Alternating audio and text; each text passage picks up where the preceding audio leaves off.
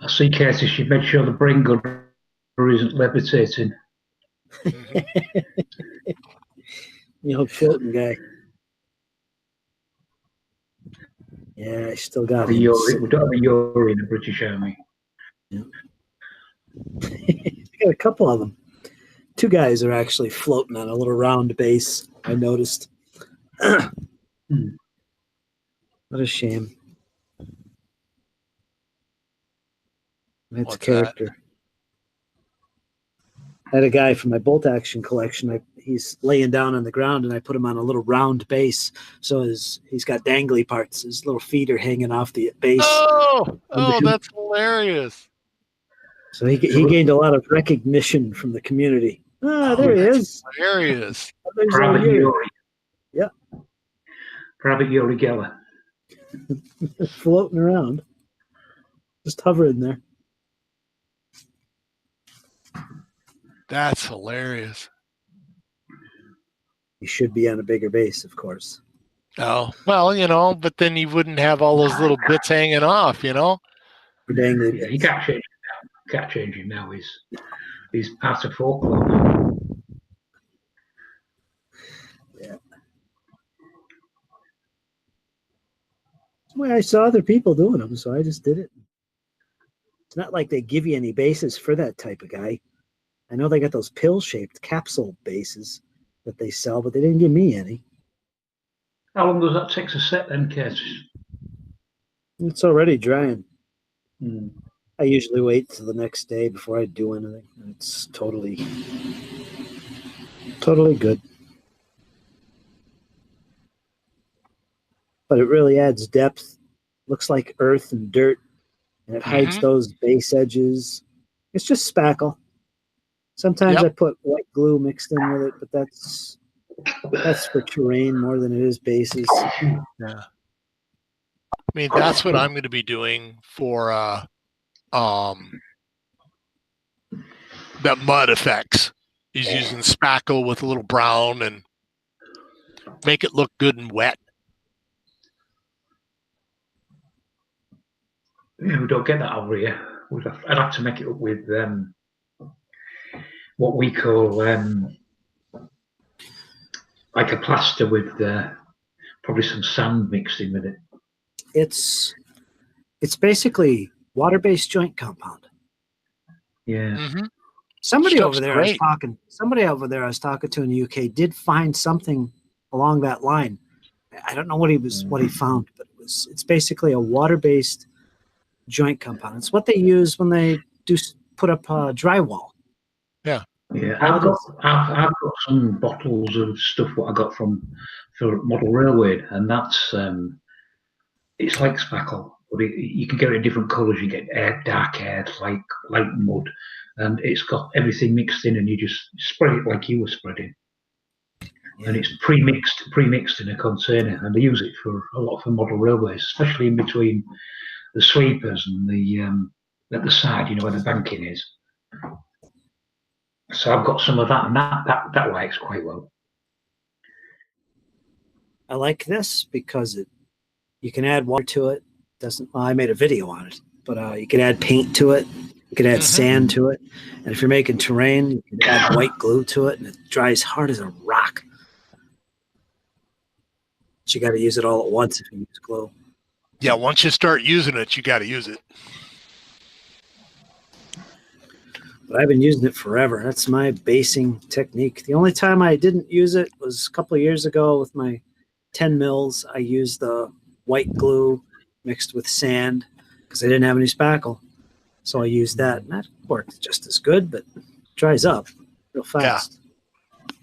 Yeah. This you can control, go at your own speed. That's I'm going to, I was going to say that, thank you. I'm going to be using that same process for all my roads and to really make those roads look really rough and rooted.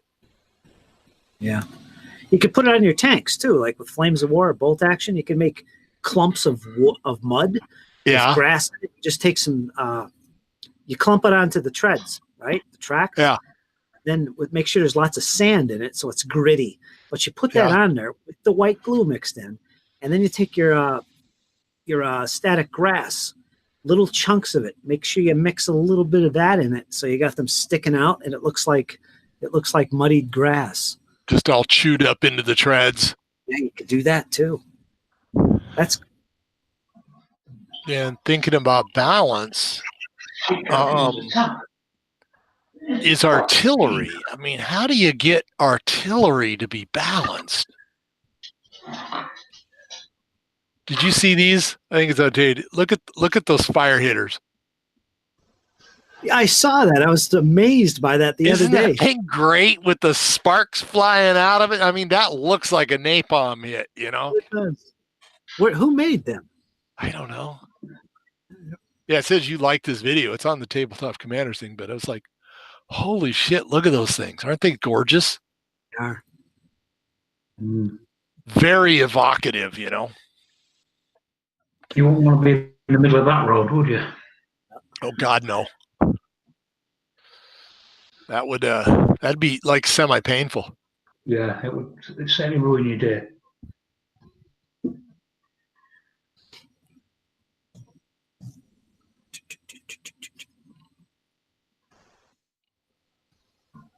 I've really been doing a lot of reading. Well, you know, my major passion is the French and Indian War, and right after that is the American War of Independence.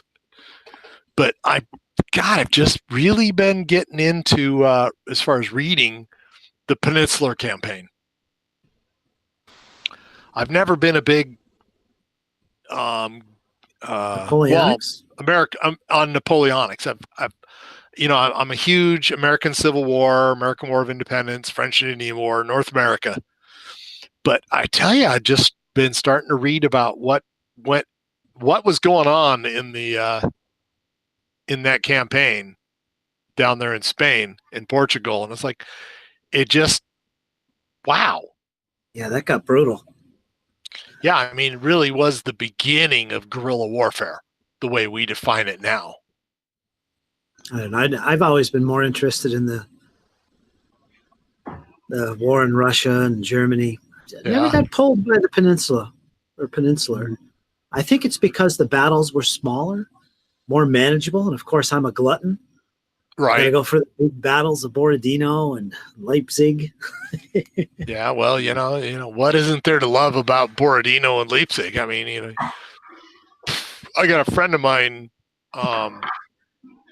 who was he's actually been to Borodino and walked that off. He was with the U.S. Army, and he was an attaché to the embassy, and so he got this really great tour out there.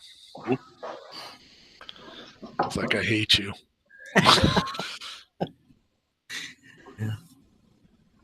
The Peninsula was a good grounding for Wellington and the future Wellington and all the British officers at that time, despite the French. So yeah, it was certainly useful in that respect. And of course, you ended up with a crack army, a well disciplined, Yep, they knew how to deal with the French. Ultimately, I mean, that's where they really came into their own, because I mean the British Army was so small, because obviously everything went to the Navy, because ruling the waves was the thing, because without that you can't project power. But the Army was always second fiddle. But it certainly came to the fore in the Peninsula, and that stood it in good stead later, of course, in Europe.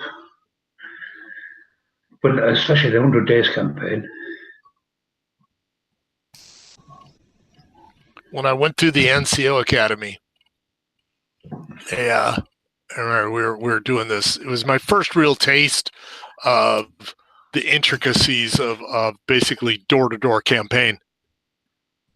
And this old NCO, he was real brutal, and people were talking, well, can't we hit it at a distance with artillery or with air power? And he just looked at everybody and says, it ain't yours till you walk on it. And so that was a very interesting moment for me to think, okay, yeah, we can hit it at a distance. We can do this stuff. But you know what? To win it, you got to walk on it. So, yeah, the real, even artillery, even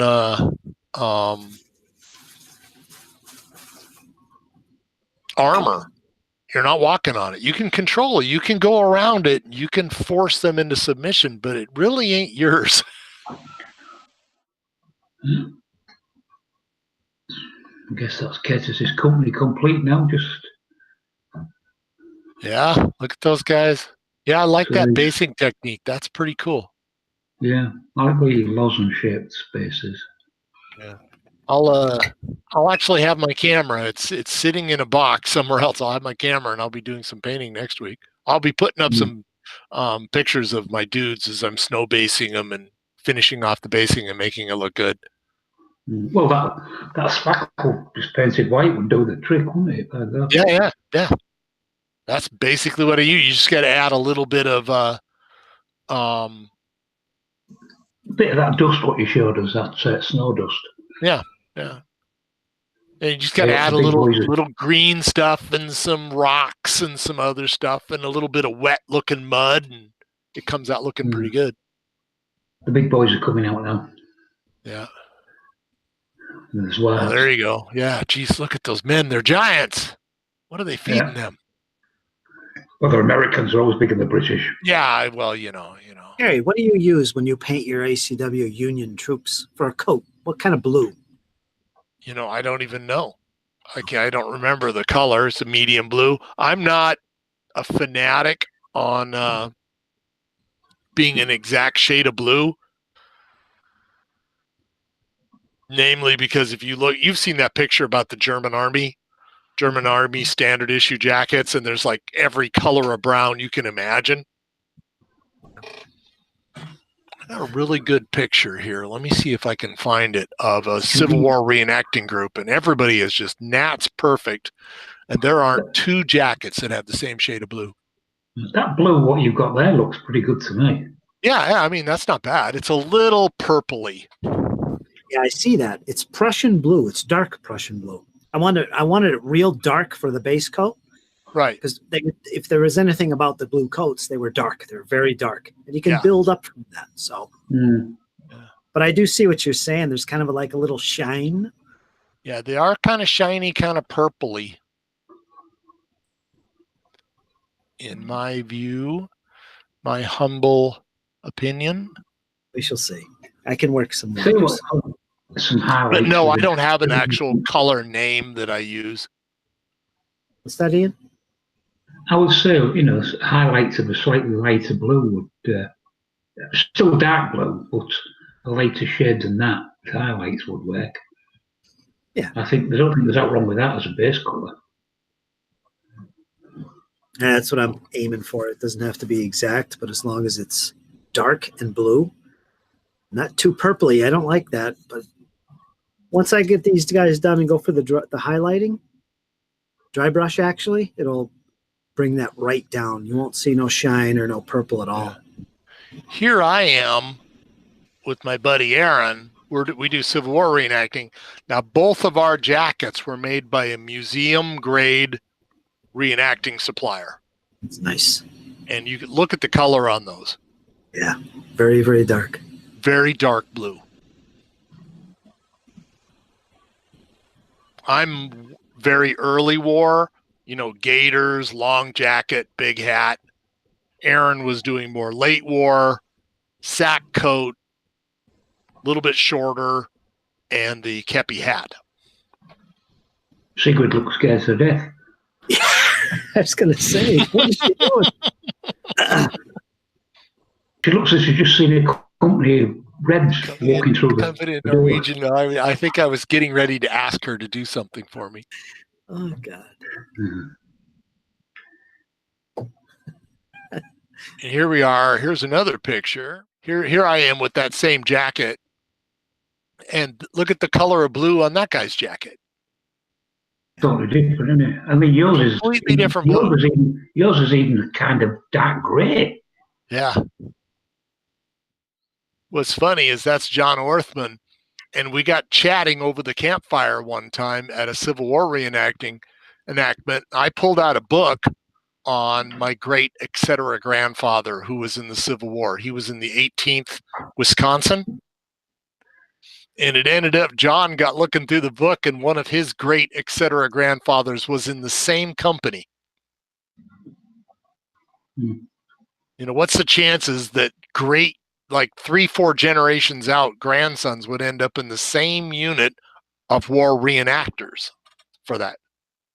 Yeah, wearing the same clothes. Yeah, Let's see if I can find another picture here with some good colored blue. My guys, my dudes. Guy on the second from the right. Yeah. He's been reenacting for 20 years, and look how the color on that has faded. But look at the rest of us, all very dark blue, especially the guy over on the left, John Leidy. Mm. His is almost black. Mm.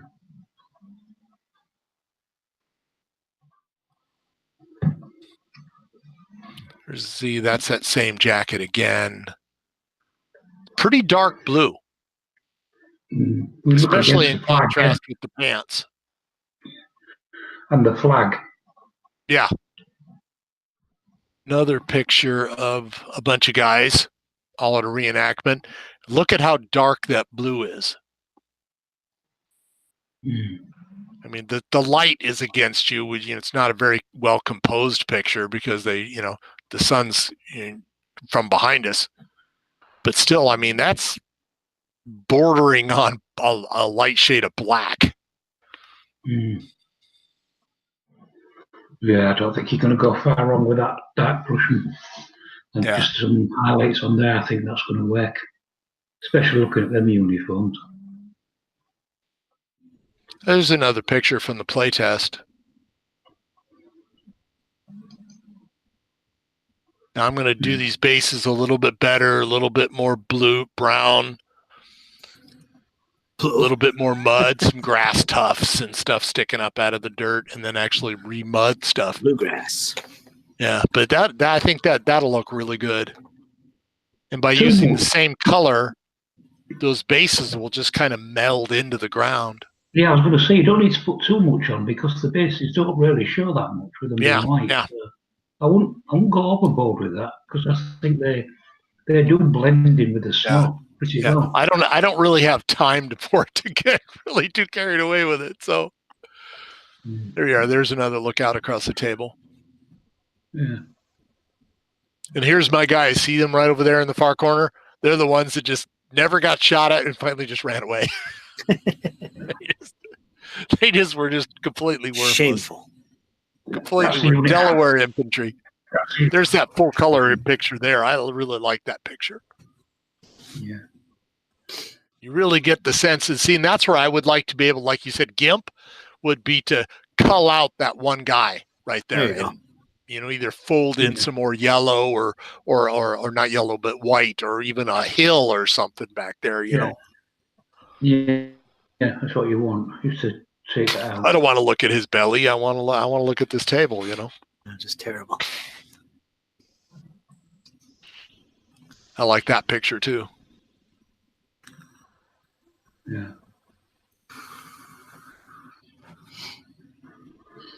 Yes, marching on the King's Highway as it should be. Yep. Here we go.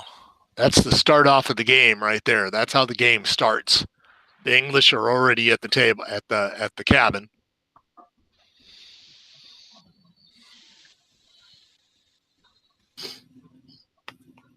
So boy, howdy.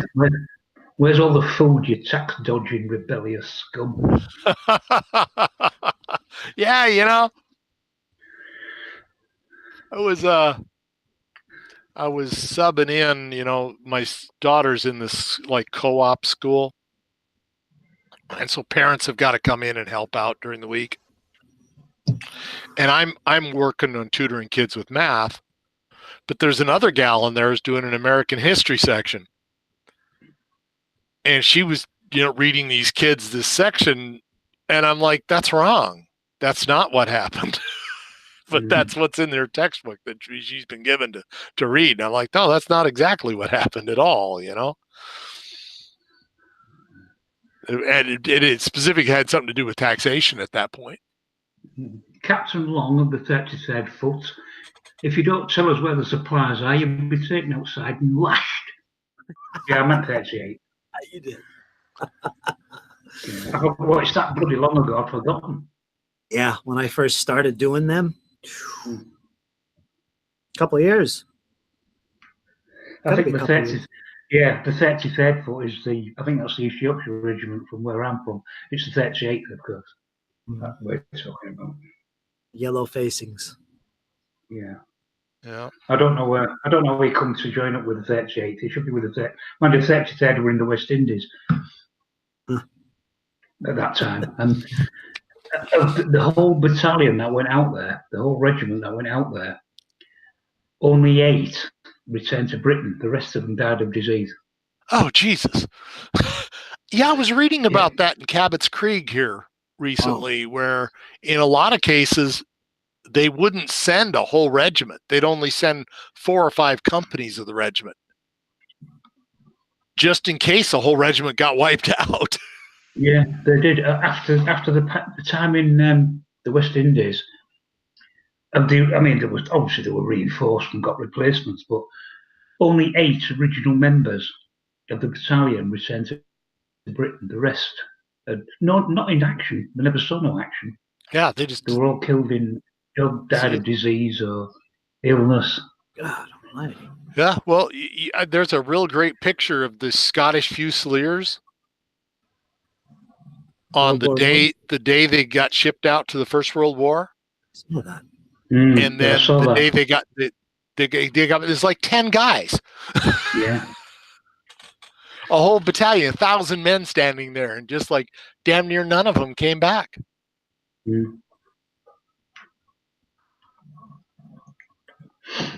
There's those pesky Delaware guys running away. I would have been in that unit. That would have been me. Come on, guys. Let's leg it. Here's my grenadiers just laying the hurt on them. You start throwing grenadiers against militia, it's not going to go well for the militia. There's my Delaware guys on the left running away. Just I'm out of here. Uh-oh. And the first sergeant's been killed. This guy's pointing his sword. Go this way, boys. You got him laying on his side, or what is that? Yeah, he I don't remember why, but that guy'd been killed. Some of these bases are about 80% dry. It's pretty quick. Yeah, that's not bad, is it? I'll have to go through my blues and see if I could find something a little less. It's got that shine to it that's given a purplish look, as he said, which I saw, which is okay. I want to get a little more flatter looking color, I think. Purplish. Like some of those pictures you showed, there was guys in there where this was the color. You could see the purple in there easy. Yeah. You just need a flat blue. Yeah. I got one somewhere. I've found a big box full of paints upstairs today. That's where I found that primer. So I should take them with me when I go back, because I thought I'd taken all my paints. I didn't realise there was a box full still left behind. So I shall take them with me. Because I don't do any painting here. I do all my painting there in the summer when it's nice bright daylight. It's all right doing priming here, because priming, you can get monkey to do the priming. You gotta highlight their helmets. So they got all, they have those, what do they call them? The Hessian something, the netting and the pieces of cloth. Oh, yeah. They got that going on their helmets. So I got to do that. That'll bring the green down a little bit. Yeah. And I got to do the metal parts on the guns. Yeah. I'm either going to leave them black or give them a little bit of a metallic look, which I probably should do. Yeah, you can put a little bit of green in the netting, because of course you just put camouflage and netting, isn't there? Yeah. Leaves and stuff. Hessian stripes, Hessian strips. reflective green and flat earth. So there's 2 different colors for those. So yeah, you're right. Yeah. Yeah. Hessian's just a type of cloth. It's what you wrap meat in. Yeah. Well, they used to do. Yeah, you used to get a pig all wrapped in Hessian. Remember, them used to be hanging up in the butcher's shop. All the blood dripping out the nose just to scare me to death. I'm back. Did you miss me? How you doing, Gary? Where you been? Sorting out Sigrid. No, I had to go chat with Sigrid for a minute. Yeah, it's going to be a fun game. I think it's very photogenic as far as the table. So, and then I'm already planning next year's game.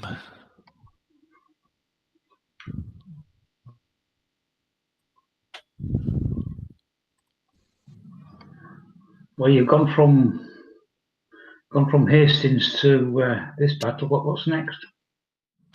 Mummy Skeleton Army. We're going to play a big game, multiplayer of Dragon Rampant. Mm.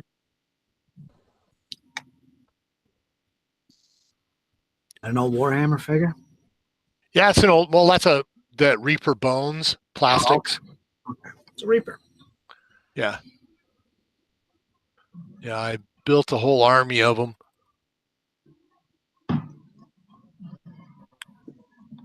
Customized a lot of them.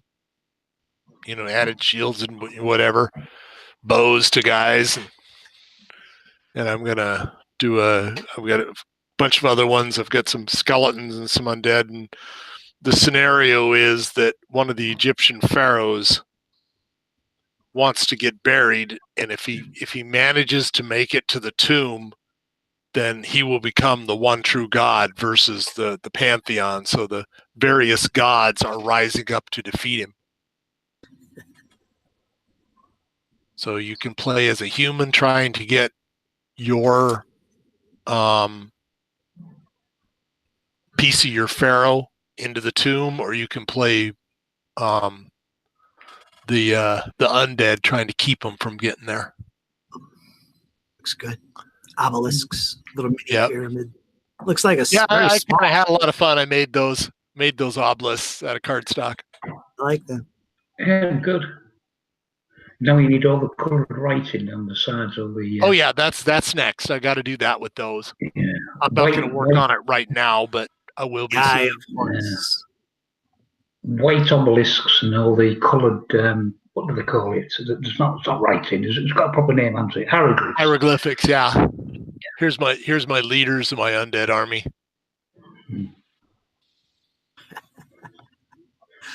Okay, My Viking, or my mummy skeletons. Shatland blacksmith. Look at the state of them blows. Yeah. So this is my plan. That's next year's. I'm going to go completely off the rails. I'm going to, it's almost everything I do is historical. So I'm going to take on a little bit of hysterical. Yeah, that's good. I like that. Got all those dudes. Have you got all these already done and prepared? These are done. Yeah, I've just got one more squad of these guys to do. And then 2 other guys are helping me out with that game. One guy's got a whole bunch of Phoenician, early Babylonian kind of guys. And we're going to repurpose them as Egyptians. And then we've just got a bunch more of these skeletons, and be for 4 players. You get 2 groups of humans versus 2 quite a bit larger groups, but a little bit more fragile of skeleton mummies. And can you get from one end of the table to the other with your little bits of the pharaoh, so you can get him into the Valley of the Dead and turn him into a god king. So it'll be fun. Just tomfoolery, an easy table to do. I might even get one of the big cigar box mats, desert scenes. Then put some obelisks on, and some other stuff, little pyramids and stuff, and have some extra bit pieces on top of it. But it'll be a fun, quick game. I've got most of the figures done already. another guy's helping me out with it, so that'll be good. Just simple little figures. They're fun. Are they metallics, those skeletons, or are they the bones? No, those are all plastics. Those are those Reaper Bones plastics. Those two skeletons on the far right, they look like the metal Reapers that I have. They look just like that same. Well, they are. They're remastered. They're the metal. They look exactly like the old metal Reapers, except they're in that really super cheap plastic, where stuff just bends. And you can see all of these mummies. Those mummies are real strip, but every one of those I've customized, added different weapons to, and I mean, how scary is a mummy if he doesn't have an axe? I mean, you just outrun him. All he can do is shuffle. He just wants a drink of water. He just wants a drink of water, dude. You just, if anybody ever needed a beer, here you go. And so here's just a classic mummy, but I added a bow and an arrow and a quiver and turned him into an archer. And so that's next year's game. Next year's game is going to be completely off the chains, non-historical. Let's just have mummies and fun, Yeah, that's the way to go. Something different, just like Ian. He's doing the Lord of the Rings. What's it called? The One Ring or what? War of the Ring, the box set. Oh yeah. But I'm painting up all the figures, of course, because that's what we do, don't we? Yeah, that sort of is, isn't it? We can't play out the box like a board game, and we've got to prime them all straight on walls, lances and swords, and then we've got to prime them, and then we've got to base them and paint them. So that's what I'm in the process of doing at the moment. Yeah, I was looking through my old Lord of the Rings GW. I told you I had that game. I had a lot of the miniatures. I sold the goblins, but I have all of the elves. Plastic elves, and I have all of the Fellowship, and 2 of them are completely painted. I think it's Frodo and Samwise, but I have all the others in the Fellowship. They're primed to put together. I should go back and finish them and do something. Just ready to go, huh? I got a ton of stuff. But I was looking at this. I was looking at the stuff from Games Workshop today on them, and you can get the fit, but the trouble is the 28 mil. And I don't want to go down that route anymore, but you can get all the figures on there, and there's some good armies there. You get like a dozen figures or 6 cavalry, and they work out they're expensive now, they're about £30 a box. But they do look lovely figures. And it's a good set of rules, too. It's a good game. Yeah, I don't think I'll be going down that route. But, come on. Nah, too big. No more 28s. You'd love the game. Yeah. Well, I was looking at it. I must admit, then they've got that new battle set out. Is it Battle of Élan or Fields? Yeah. Like I said, you can't do everything. No, I've drawn the line at that. I'm not going to go that route. I'll stick to the figures they've provided and paint them up, and that'll give me enough to play the game. I see, Nick has joined us at last. You there, Nick? Kind of. Hi guys, how are you? How's everything, guys? How are you guys? All right. Not pretty good. Your icon is missing. My icon is missing. Oh yeah. I don't know. We just got a blue, the nondescript thing. No. We haven't got you looking up at us with the Gap shirt on and looking all sexy as a Greek comic can. No, I don't know why. It doesn't matter. Can you hear me well? Yeah, I can hear you. Good. Yeah. How's everything, guys? It's late where you are, Nick, isn't it? Must be coming up at midnight. Yes, but when you have a pregnant wife, nothing's late. Oh, yeah, sure. Oh, yeah. You're preparing the onions with avocado or something at the moment. Is that right? No, I go get I think 3-4 boxes of chips and papadoms and whatever she wants to eat every night. Yeah, that's it. Yeah. Very good. You know what I'm going through. It's fun, but it's unpredictable timing. You know what I mean? Yeah. When's your due, Nick? What month? June. June, how are you? Got a bit while to go yet then, or you got the Yeah. fun parts? Yeah. Hopefully, I will go somewhere in the middle of Asia to work before that. Yeah. It's only just begun. Yeah, it's 5. It's in the middle, exactly in the middle. 20 weeks Yeah. gone, 19 weeks remaining. Mhm. Anyway, we'll see. So go on. Do you know what it is yet? Yeah, Do you know what it is yet? 'Cause yeah, it's a boy. It's a boy. Yeah, It's a boy, is it? yeah. The name will continue. Yeah. Oops, there goes the old wife. I'll be back in a sec. Wives everywhere. So, what are we talking about, guys? Gary, this is very nice. What's this? I like the castle.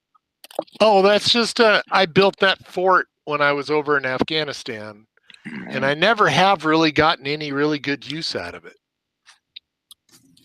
I used the foreground blockhouse as a corner of it, and then could add out. And I just have never got around to do anything more with it. I'll tell you something, Gary. After knowing you at least through online so many years and following your posts, I've seen you have a great variety of things you've done for many years that I really enjoy. But I have the feeling that you never really played any game. You created all these amazing setups, but I don't think you have nailed it. I'm actually not that in love with playing the games. I love building them. I love painting the figures. Now I'm really involved in rule making. But as far as playing the games, they tend to be actually sometimes kind of tedious. So I very seldom actually play games. Yeah, it's obvious. But you have all these setups, all these castles. I follow everything you do because we're friends many years and I was saying to myself, for God's sake, Gary, play this fucking game. It's good. It's great.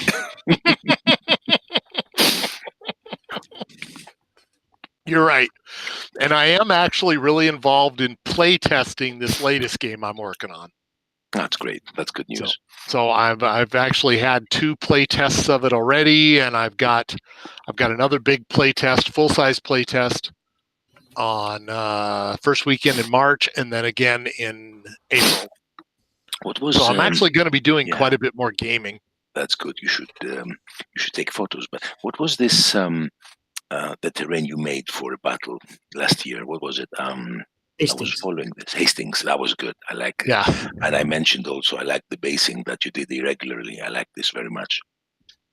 Yeah, I really enjoyed custom making all of those bases. That ended up being just huge amount of fun, you know? Yeah, it was good. I enjoyed this. I told you also, I wrote you a comment. I enjoyed too much. Yeah. Well, enjoying it too much means that you started making stuff yourself. Yes, I think that these regular bases, for example, for some types of, especially Dark Ages armies where, the strategy and everything was not so, it was more like hordes. It would look good, it would look very good. And here's some of those bases that I custom made all of those bases for these guys. Did you fight the battle or no? I played that Hastings game 4 times. Who won? Can you tell me? I'm interested. 2 and 2. 2 and 2, huh? 2 and 2. You followed very good. Yeah, so it really the first time I played it, Harold won pretty handily. Mm-hmm. And I changed some stuff up. The river that runs through the middle was just a little bit too hard to get across. So I manipulated some rules there and stuff. And then after that, it was pretty much a push going both ways. I mean, one time was, I won't call it a draw. William made the conditions for victory, but Harold did survive. And but the other 2 times, William was beaten, and then the other time, Harold won. So what rules did you use? This is all my own form of Lion Rampant. Okay. One of the changes I did was that in Lion Ramp, the 2 changes I did that I think really helped the gameplay was in Lion Rampant, even friendly units can't come within a couple inches of each other. And I changed that. You can see these guys are just butted right up to each other because I was looking for that big shield wall effect. Yeah. And the second was that if you have a less powerful unit behind you, Mm-hmm. if you're in the front line and you have somebody that dies, Yeah. you can snatch a guy out of the unit behind you. And they're the Oh. ones who have to take the unit integrity check. Okay, this is like, yeah, I get it. I'll tell you something. When I fight, tell me when I fight historical battles, from the 100 Years' War, I Mhm. usually do my research, read what happened, etc. Did you do this? I mean, the Battle of Hastings is very famous. But I did think I you? read 9 books on Hastings over a period of about 2 months, just so that I was looking for what was the core thing that really happened there. And it was that basically Harold, it was Williams to lose. That's what I want to ask you. Actually, you answered my question because I do the same thing. I read a lot of books and I have an idea and I create an opinion, in my opinion, who won and who lost and why they lost. Mm-hmm. From the few books I read about Hastings, I think that Harold should have won hands down. He absolutely should have. I mean, in the battle itself, you're familiar with the battles of the era. They were usually fairly short affairs, a couple hours each. Yeah. Hastings went on for 6 hours. And William just kept pushing and pushing and pushing. And Harold waited because Harold said, you're in enemy territory. Nobody likes you. All I have to do is stand on top of this hill and you lose. Mm-hmm. Exactly. And because he knows he's got another 2,000 men about a day and a half away. Yeah, you're absolutely right. Finally, though, he decided the time is now to strike. I have Williams, one of his attacks had been repulsed again. And he said, now let's just do it. Let's just mop. Instead of, he lost his patience for just that one moment and said, let's just crush him at once rather than, I just have to not die and he loses. Yeah. And he charged down the hill. He gets killed. Yes. Both of his brothers, who were in charge of the gear and Leovine, were in charge of the 2 wings. They hear he's dead, and they run down the entire length of the battle saying, Harold's dead, Harold's dead, Harold's dead. Yeah. They totally destroyed themselves. I agree. Utterly destroyed themselves. Yes. But tell me something, because you seem to have made a lot of investigation. In my opinion, tell me actually your opinion. We agreed that for sure Harold lost the battle. He could have won it very easily. But I have 2 questions. One question is, did the Anglo-Saxons who charged on the right flank charge without orders of Harold, or Harold gave the order to charge? And the second question I have is, do you believe that William did a feint flight, making them think that he's retreating so he can make them follow him and then charge back? I don't believe the second. Mm-hmm. I think William was getting pretty beat up at that. He was actually at the point of on the verge of losing. That's why Harold was such a good general. But the attack on the right, which came out of Geerth's section, you've got to spin it back a month to Stamford Bridge. Yeah. And Stamford Bridge was just a blood fest. Tons of guys got killed. And who were killed that hurt Harold the most were his sergeants. Yeah, okay, I understand. His middle management guys, the guys who kept guys in line, he lost those. So he lost that level of command out of his army that made it harder to stay in place.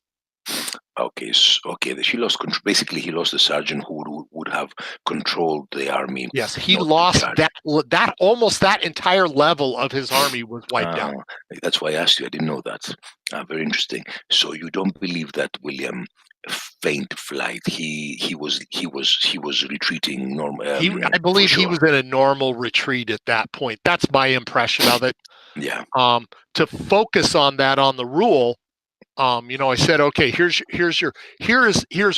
Harold and his dudes, and it's all based on the Lion Rampant retinue system. you've got Harold in the middle with his big guys. On flanking him are his men-at-arms. Behind them are your regular soldiers. Now, if the men-at-arms in the front have a guy die, they just yank a guy out of the back. Yeah. And so the unit behind actually takes the abuse. And then protected from everybody in the back are a bunch of these Welsh archers who are just lobbing arrows over the top, right? But for them to pull a guy, it takes a roll. They've got to pass a roll, right? Eventually, the Normans would run up there with their horses and run back, lob in some arrows, lob in some javelins. Yeah. Eventually, somebody in this line is going to break, is going to fail one of those rolls. Once someone had actually failed a roll on this front line, then they have, what's the rule in Lion Rampant? Impetuous. Yeah. Where if somebody comes within distance of them, they have to attack. Yeah. Yeah. And that's what happened is eventually when the game played out pretty much the way it did historically is those lines, somebody would run up, and I had some light mounted cavalry guys, and they would run up, lob a bunch of arrows into them, and then run away. And they killed a couple of guys, and then they had to try and chase them down. And that's when the line started just dissolved. At that point, it worked out just almost exactly like the battle. It was great to see. Yeah, it's fantastic. I think this is very interesting what you're saying, because you've studied the battle a lot. And if I'm not mistaken, Harold was killed by a fly by an accidental arrow. Is that correct? Historically, everybody says that's how he's killed. Is he was killed by an arrow to the eye. Yeah. By accident. Yeah. Well, I mean, in a battle, is anything an accident? Guys are aiming for people. True, for sure. But it was not a deliberate. He wasn't killed in man-to-man combat or with a sword or whatever. He was probably killed remotely. Here's a looking down the line. Yeah. You've got Leovine, and then you've got Harold out in the middle, and you got Gareth over there on the far side. Yeah, I like it. It's very beautiful. You did it very well. I followed this step by step when you were doing the terrain, and it's a big battle. I can see it's a big battle, huh? There's 418, I think, 418 or 14, 420. That's you can for sure with the armies you have, because most of the armies were similar. You can fight many battles of the era. You can find for sure Stamford Bridge. You can find for sure many battles of the era. Which is my plan. That's why I put so much effort into it. And actually, the table is breakable apart. I can do other things with this table and set it up in different ways. Yeah, for sure. For example, Stamford Bridge is almost like this ready. That's why I made this bridge. This bridge wasn't part of the battle. It was actually further upstream quite a ways. But that battle, I bought that bridge and painted it specifically to use almost these same forces, with the exception of the mounted for Stamford Bridge at some later date. Yes, no, it's very good. But when I talk to you and when I read books and see battles, beautiful battles like this, and from your investigation and research, I'm starting realizing how accidental history is written. An arrow killed Harold, an arrow killed Henry Percy, an arrow almost killed Henry V when he was printing. I mean, it's all. I mean, some stupid guy shouted charge on his right flank, and otherwise, if he didn't shout, this idiot, probably the Normans would never have conquered England. It's crazy how history one changes arrow, from one moment, one stupid event, act from someone who is unknown, who will never be known in history, who is just maybe an English farmer who had a pitchfork and he was in the right flank of Harold. You know what I mean? It's crazy. He just stuck his horse as he ran by. I mean, it's crazy. It's crazy. Those are the little things, what ifs of history, that I find really fascinating and I love. Exactly what you're saying. For me, it's inconceivable that history of a nation. I mean, if it wasn't for the victory of the Normans in this battle, you would have had different different nations. Maybe you would never have the 100 Years' War because the English would have stayed in England, the French would have stayed in France. There wouldn't be any mixing, so the English kings would never demand the French throne. I mean, there's so many things by some people who are by people who are nobodies. You know, people who are. Who had nothing to do in history. Somebody who shot an arrow by just pointing in a direction, and he killed Henry Percy.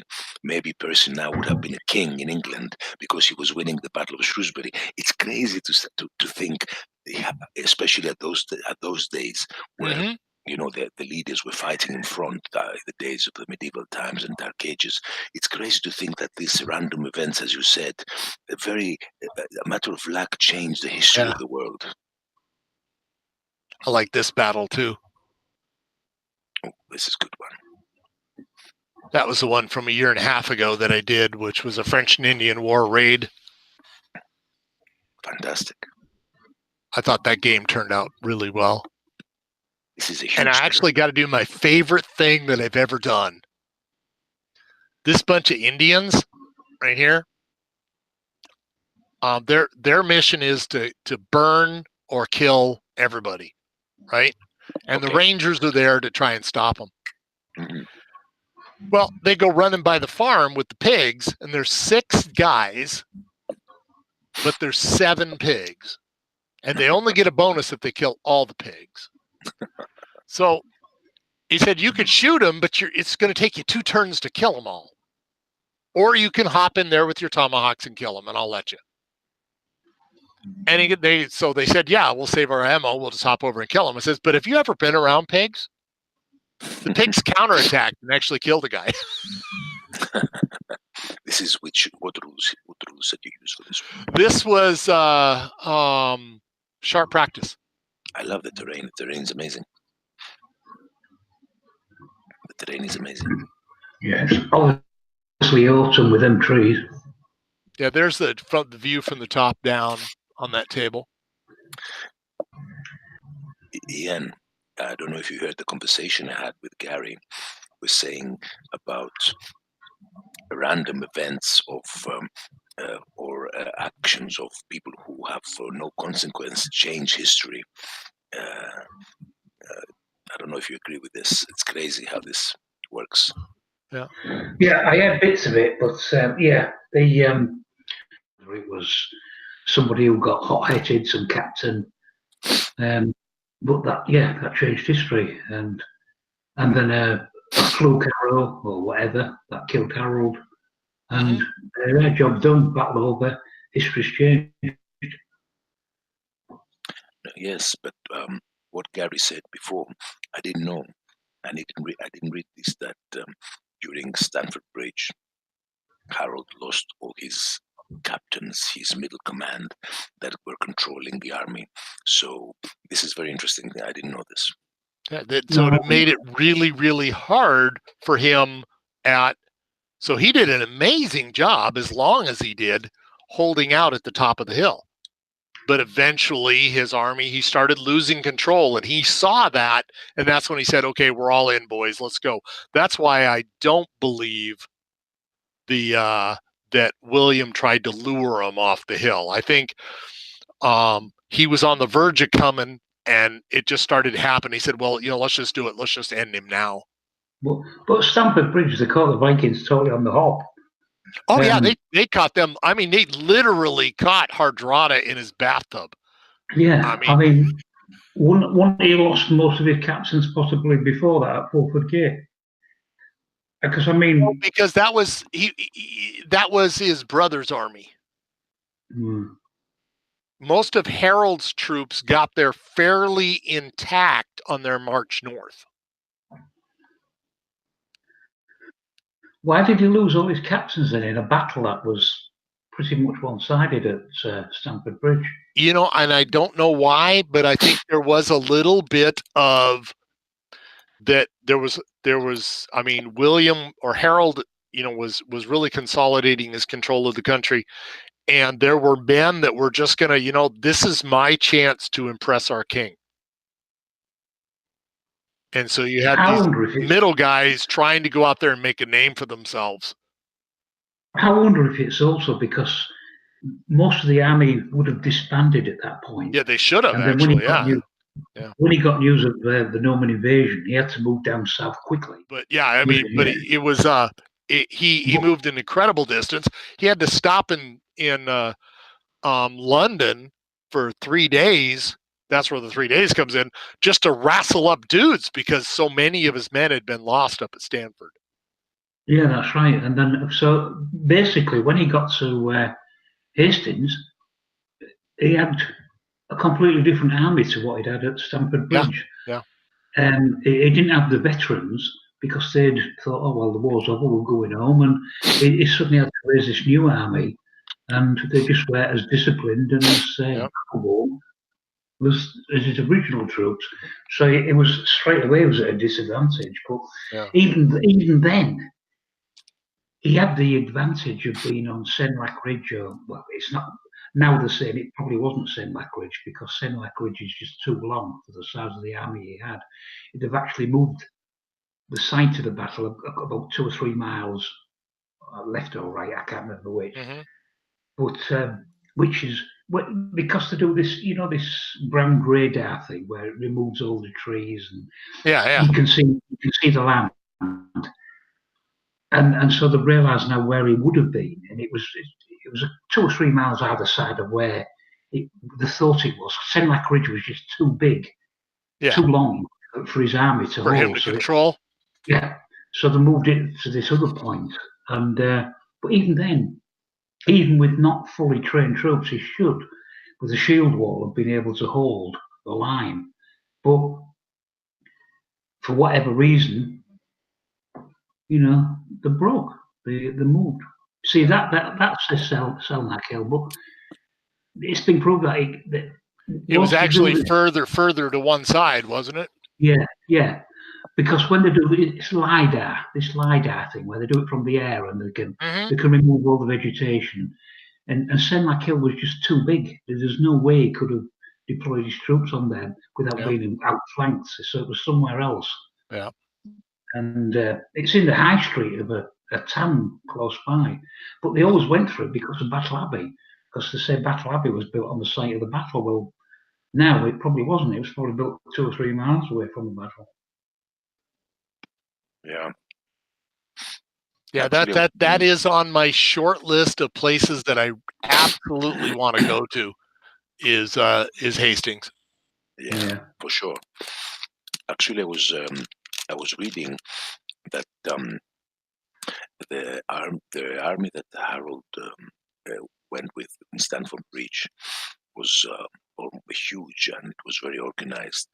But what happened was that the farming season started, the cropping season started. So many people, Harold left them to go back to their farms, who were very trained warriors, because he was thinking about the economy of England as well.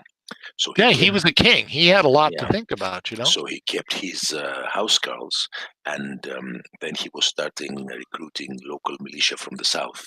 But many of his hardened warriors who were farmers, as you said, he had to think about the economy of the country, and it was farming season, and they had to go. Yeah. Well, when there was the rebellion a few years later, after William was crowned king in Westminster, there was the harrying of the North because the North rose up in revolt.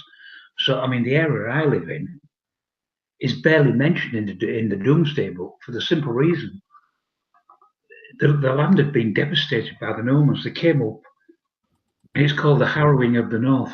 Yeah, they just did horrible things up there. Yeah, they just destroyed everything, killed everybody, destroyed everything. So there was no villages, no towns, there was nothing left. And in the Domesday Book, the area where I live is barely mentioned because it's just classed as a wasteland, because that's what they turned it into. And the Domesday Book was written about 10 years after the harrowing of the North. Yeah. I'll tell you something. A period I know nothing about. I was reading it, but I found it very interesting. During medieval times, especially the English history, is of course, and you will know, and maybe Gary will know also, the period that was called the Anarchy. After, I think this is a period I have no clue. I'm trying to read a few things now, but I don't know. Is it interesting to read about the Anarchy period? Do we have, what do you think? You know the period here? No, I don't know what period is No, I that. don't know what you mean. What does? The Anarchy period is after the death of William the Conqueror, and for a few years, the fight between Isabel and some, I'll tell you, some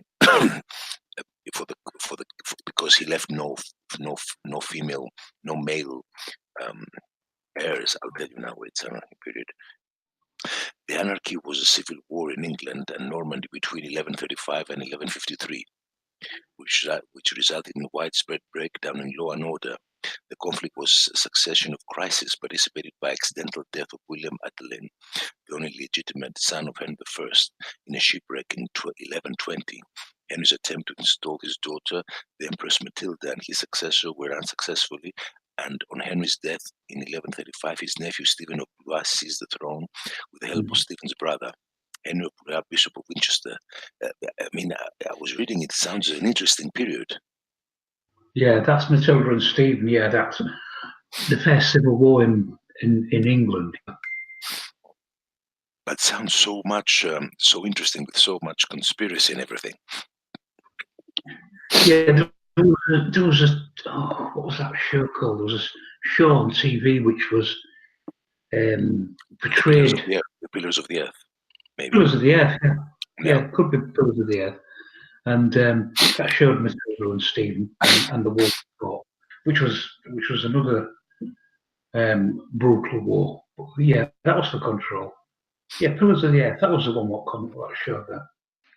Well, we've had so many civil bloody wars in this country. I mean, you can take that one, and you can take the Wars of the Roses, the three civil wars of the Civil War.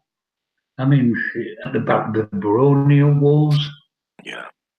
You know, we've had English doing English for bloody 1,000 years.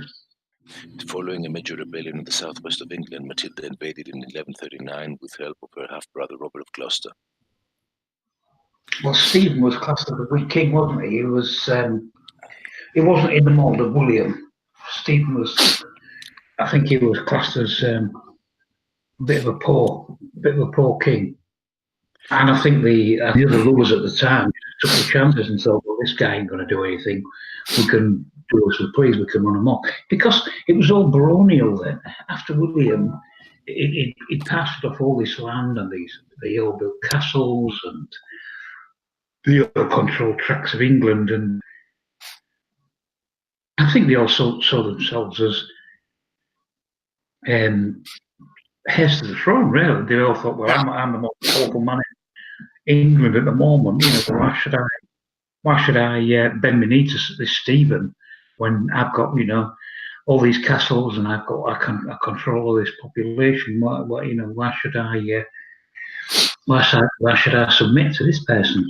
Yeah. And I think that's a lot of that was, but that was down to the Norman conquest and passing off land to all these victorious lords, and eventually it became like everybody does. If you get a bit of power corrupts, and they want a bit more. Yeah. Yes, it says here that it ended with the Treaty of Wallingford, where Stephen recognized Henry as his heir. Stephen died the next year, and Henry ascended to the throne as Henry II, the first Arvingine king of England, beginning a long period of reconstruction. Chronicles describe the period as one of which Christ and his saints were asleep, and Victorian historians call the conflict the Anarchy because of the chaos, although modern historians have questioned the accuracy of the term and of some contemporary accounts. Sounds a very interesting period, actually. Mm-hmm. Definitely a lot of, like, anarchy means there's going to be a lot of small activity, and you're going to see a lot of room there for a campaign system. Exactly, that's what I was saying. You know, like War of the Roses kind of campaign kind of stuff is you've got very numerous, not just two, but two or three people vying for the crown. True. with alliances that can suddenly go south. Yeah, a lot of backstabbing, I would think. Much like the War of the Roses. And with that, we're going to call this paint and chat concluded. All right. Well, I was wondering if you were still there. Well, we're still going to stay on, but I'm going to turn off the recorded part of it. So thanks everybody for watching. We will see you again next Sunday as usual. Okay. And hope you enjoyed. See you later. And from everybody else here in the chat. Yep. Goodbye. Bye-bye. Unless she's from south of Watford and you can just sod off. And there you have it, folks. There you have it. See you again soon.